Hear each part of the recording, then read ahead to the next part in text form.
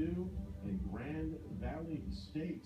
Those are the 6 finishes there in that race. Up next, we're going to have the men's freshman novice 8. We're going to the starting line right now. Let's take a look at the lane assignments. Lane 6, Virginia. We have Bucknell, University of Delaware, and Drexel. This could be a good battle here. And then Western Ontario and the Boilermakers of Purdue University. The men's freshman novice 8 underway right now live on 6 ABC. Yeah, nice clean start here from all 6 boats. Drexel got off to a nice lead. Ontario, so that's the other part actually closer to Michigan, if you will. Of course, you're on the way to Windsor. Making this truly an international race. It is. It is truly an international race. Had very, very fast qualifying times in the heats and semifinals, as did the Drexel Dragons and the Delaware men. So their lanes 2, 3, and 4. They would be our presumable favorites, but Boilermakers off to a very aggressive start here in lane 1 on our right side of the screen. Now, Alex, talk about the training involved leading up to the Dad Vail this year. The rough winter had an impact on the amount of time that you get out there on the river, right? Yes, for many crews, not just the more northern ones in Canada. Even here in Philadelphia, we had a couple races at the beginning of the season that were canceled just because the river was still frozen. Yeah, the river freezing. Look, remember how cold it was? It was so cold so many days during that winter. They're making that turn, the 12-degree turn. Ferdinand, it doesn't seem like much, but it can be a lot.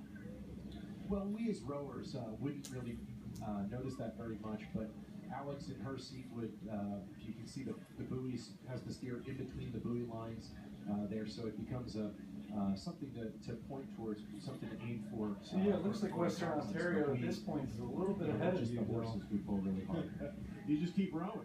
Yeah, we just do as we told. Hands forward, head forward. This is a pretty tight race right here. Listen to the commands.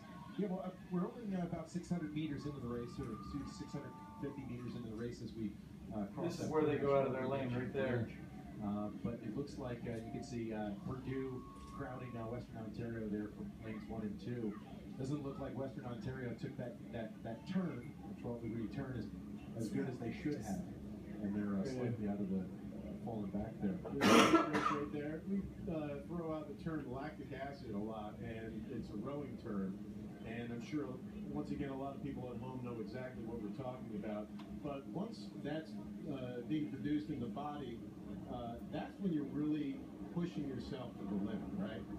Yeah, that's right. So aerobic capacity is when your body can properly process the oxygen and you can move right along and you don't start to suffer too much. And anaerobic is when the blood cells, they're running out of oxygen, and lactic acid is actually a byproduct of not having enough oxygen in the cells. Let's take a look at the previous winners of this race, the men's freshman novice heavyweight 8s. Over the last 10 years, you see that Drexel came in first there. Consider where you can see the Drexel, but you can't see the Udall boats covered by names. Favorites in this race this year right now. Marietta, which won the first Dad Vail Regatta back in 1934, won it in 2012. St. Joseph's, another great program. You can see there on the leaderboard there a couple times over the last 10 years. Right now, we're looking for this, and I know it's still early in the race, but this could be a good Udall, don't they? Drexel and Delaware. So it looks like I mentioned earlier that lanes 2, 3, 4, Western Ontario, Drexel, and Delaware were the favorites because of the lane. It looks like Western Ontario was steering so poor under the bridge that they actually physically stopped the race because they didn't want to encroach on the Boilermakers in lane 1 there. So they stopped and they fallen completely off the pace. Wow. Yeah. How often does that happen? I would say not very often, but you know, in the heat of battle, sometimes you lose focus, and that's not just for the rowers, but also for the coxswains. You really need to execute that race strategy. You really need to focus on what you're doing. All right, Alex, did the coxswain mess up there? That would be the coxswain's fault there under the bridge if that was into the other lane, yeah. Wow. And that's where the Philly schools do have a slight advantage rowing on their home course. Because of that slight turn, and most regattas are straight on, right? No turns whatsoever. Well, yeah, it depends on what body of water you actually train on, but yes, some of the You feel it's pretty good, your national timing. championship to qualify as a quote unquote national championship where they record times and stuff, it's got to be dead water, not moving water like a river, like the Schuylkill River we're in now. So it'd have to be a dead water and then a completely straight course. Temple women came in first place in the previous race, the women's freshman A. Let's go to Aaron Ahern at the finish line. Hey, Matt, and we've got a hometown win at Temple University. Congratulations, ladies. Thank you. Winners of the freshman 8. Now tell me, this is a huge deal. Not only because you won, but the program got cut last year and then reinstated in February.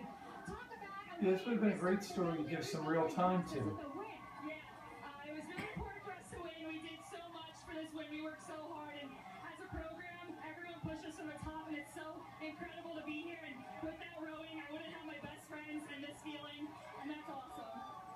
Congratulations, you guys. Awesome job. Are you going to celebrate later? I hope so. All right, Temple University, we got the hometown win, Matt. Drexel University, Looking terrific here, very, very strong all the way to the finish. University of Delaware. One length victory over University of Delaware, and it's going to be as a squeaker for the bronze medal there. And it's either going to be either